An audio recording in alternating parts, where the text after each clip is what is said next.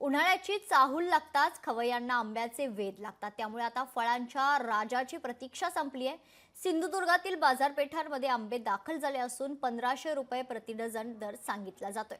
मात्र मे महिन्यात आंबा 400 ते 500 रुपये डझन होण्याची शक्यता आहे। त्यामुळे सर्वसामान्यांना स्वस्तात आंबा उपलब्ध होण्यासाठी मे महिन्याची वाट पाहावी लागणार आहे। दरम्यान याचाच आढावा घेतला आहे आमचे प्रतिनिधी रोहन नाईक यांनी।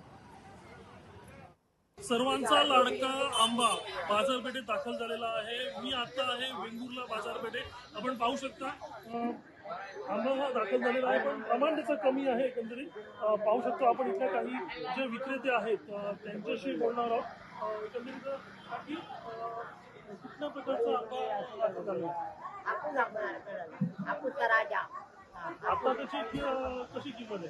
हापूस आंबा 1500 रुपये डझन आहे, 2000 रुपये डझन आहे। पायरी 200 300 आणि हापूसचा आंबा चांगला आंबा हा 500 रुपये दर आहे। तो 500 600 रुपयाच्या खाली भेटणार नाही। एक डझनचा बॉक्स 500 रुपये 600 रुपये। हा दर जो आहे तो वेंगुर्ला बाजारातला आहे की आणि जिल्ह्यात असंच दर आहे?